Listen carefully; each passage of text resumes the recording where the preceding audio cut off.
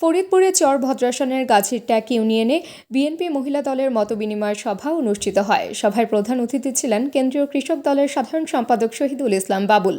তিনি বলেন, নারীকে অসম্মান করলে সমাজ উন্নত হতে পারে না। বিএনপি ক্ষমতায় এলে প্রতিটি নারী কর্মীকে ফ্যামিলি কার্ড দেওয়া হবে। তিনি আরও বলেন, আমি এমপি নয়, আপনাদের খেদমতদার অভিভাবক হিসেবে পাশে থাকতে চাই। সভায় বিশেষ অতিথি ছিলেন জেলা মহিলা দলের সভাপতি নাজরিন রহমান ও সাধারণ সম্পাদক নাসরিন আলম। সভাপতিত্ব করেন সিনিয়র সহ সভাপতি হামিদা বেগম এবং সঞ্চালনা করেন শাহিদা বেগম। অনুষ্ঠানে বক্তব্য রাখেন উপজেলা বিএনপির আহ্বায়ক ওহিদুজ্জামান মোল্লা, আমিনুল হক বাচ্চু, কুদ্দুস আলী সহ স্থানীয় নেতৃবৃন্দ। এছাড়া উপস্থিত ছিলেন ফরিদপুর জেলা ও মহানগর বিএনপি যুবদল, কৃষক দল এবং ছাত্র দলের নেতারা। শহীদুল ইসলাম বাবুল প্রতিশ্রুতি দেন, চর ভদ্রাসনে বালু, লুটপাট ও চাঁদাবাজি বন্ধ করবেন। তিনি বলেন, দলের জন্য বারবার জেলে গেছেন এবং ত্যাগ স্বীকার করেছেন। বিএনপির প্রতীক ধানের শীষে ভোট দেওয়ার আহ্বান জানান। নারীর ক্ষমতায়ন ও স্বাবলম্বিতার জন্য নানা কর্মসূচির ঘোষণা দেন। সভায় স্থল জুড়ে নেতাকর্মীদের উপস্থিতি, উচ্ছ্বাস লক্ষ্য করা যায়। আমাদের প্রিয় সন্তানেরা, আমাদের বোনেরা, আমার মায়েরা, প্রত্যেককেই আজকে আমি আমার অন্তঃস্থল থেকে ধন্যবাদ জানাই। এই যে চর ভদ্রাসন উপজেলা, এই যে নারীদের প্রায় হাজার খানেক নারী এত সুশৃঙ্খল ভাবে আপনারা এখানে অপেক্ষা করতে বসে আছেন আমাদের কথা শোনার জন্য, সেজন্য আজকের এই সভাটা আমার জন্য অত্যন্ত তাৎপর্যপূর্ণ এবং খুবই গুরুত্বপূর্ণ বলে আমি মনে করি। আপনাদের সকলকে আমার অন্তঃস্থল থেকে আবারও আন্তরিক কৃতজ্ঞতা জানাই।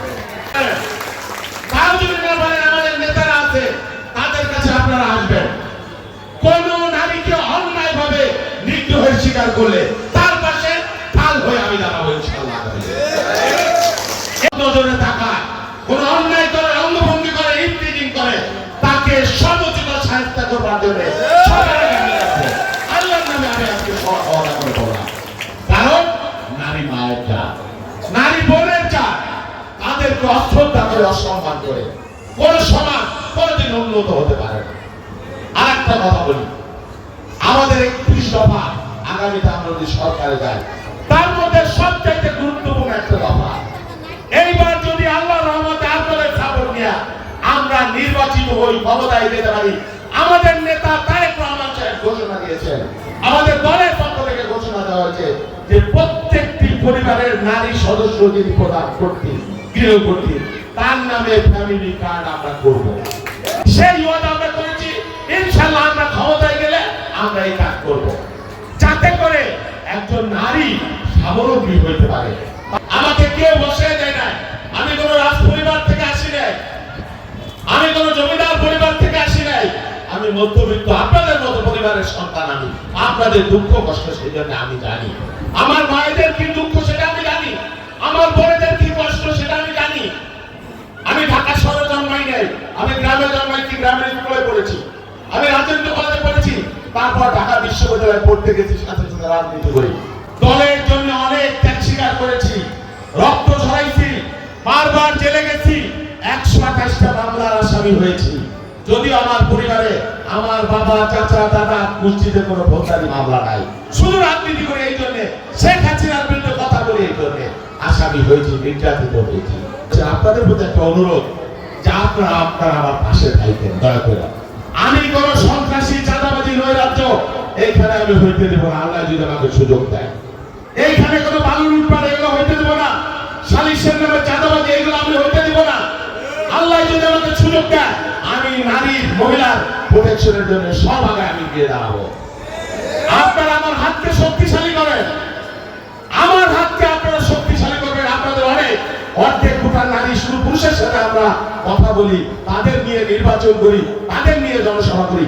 আজকে এই যে প্রায় 1000 নারী এখানে, আপনারা যদি ওয়াদা করেন, আপনারা যদি ইচ্ছা করেন, আপনারা এই 1000 নারী আমার জন্য 10,000 কমপক্ষে ভোটের ব্যবস্থা করতে আপনারা কি চেষ্টা করবেন? আপনার ভাই হিসেবে, আপনার সন্তান হিসেবে একটু আমাকে ওয়াদা দেন, হাত উঁচু করে সবাই আমি একটু দেখতে চাই। আলহামদুলিল্লাহ, শুকরিয়া। আপনাদের এই দিন আমি আপনাদের কথা দিচ্ছি, আপনাদের এই দিন আমি আমার জীবনের শেষ দিন পর্যন্ত আমি চেষ্টা করব। আমি সারাদিন রাজনীতি করি, মানুষের কাজ করি, সকাল থেকে শুরু হয় গভীর রাত পর্যন্ত। আমার দরজা আপনাদের সকলের জন্য উন্মুক্ত, যে কোনো সময় আমি থাকবি না।